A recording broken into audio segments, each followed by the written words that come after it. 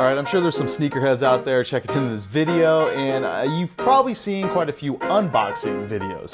Have you ever seen a reboxing? Because that's exactly what I'm doing with the Puma Fuse trainers. Let's get into why you should not buy this shoe for your training.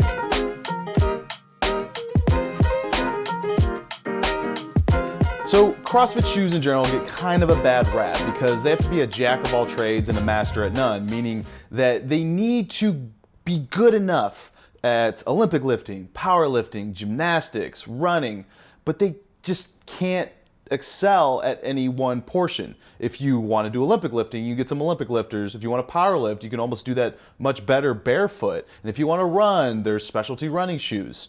So there are very iffy reviews when it comes to cross-training shoes because people just have their preference of what they want their shoe to excel at. So I personally think the Metcon 7 and the Reebok Nano X are a couple of the best cross-training shoes that you can buy right now.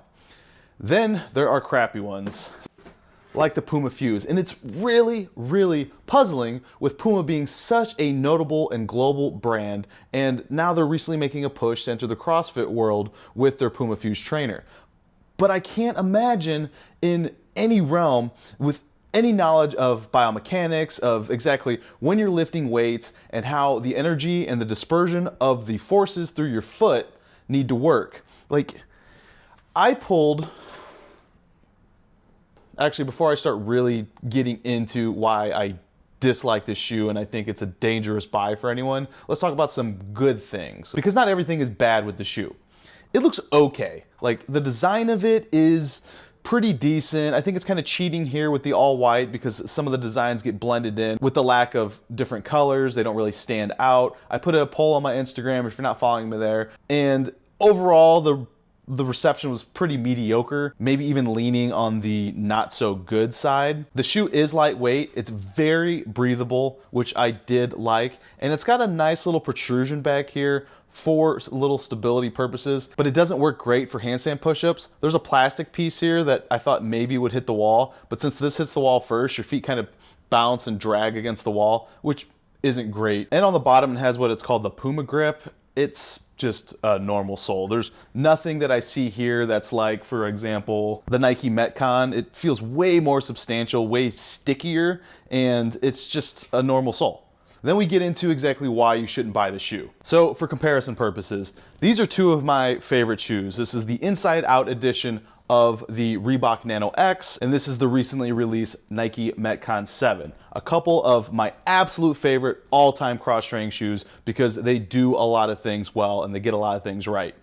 The focus of why this is such a bad shoe is, if you can look here, it's an incredibly skinny sole, which again is a huge problem when you're lifting weights because your foot is going to get in here and then as you add weight, it's going to want to spread out, and it doesn't allow for the proper spreading and absorption of your foot. My foot actually, I'm not kidding you, fell asleep, and I thought maybe my laces were too tight. So I did another workout and they fell asleep again, and I just can't safely wear this shoe. Now, full disclosure, I do wear a 4E width size 12 shoe. So I do have to size up because a lot of shoes don't come in wide. But that doesn't explain the problem with these shoes because even if you have a narrow foot, you're still not getting the spread that you would with, like, for example, this is the sole out of the Nano X. And it comes out on both sides and especially down here through the midfoot. And the same with the Metcon 7. It just gets incredibly narrow through the foot, and that's not what you want when you're running, when you're lifting weights, or for any reason. This shoe is just squeezing your foot and holding it tight. That's why it's just not a safe shoe no matter how wide or how narrow your foot is. You shouldn't buy this shoe for lifting weights for that reason. And that's the biggest problem, and it is a major problem. It may sound like one detail, but I'm telling you, it is very dangerous for you to be handling weights in a shoe like this. So that's it. Sorry, Puma. If you want to get in the CrossFit world or you want to get in the weightlifting world in general, you gotta widen this shoe and allow the foot to act naturally. And if you like this video, hit that like button, hit the subscribe button, follow me on Instagram, and I will see you in the next one. Get training. I gotta send these shoes back.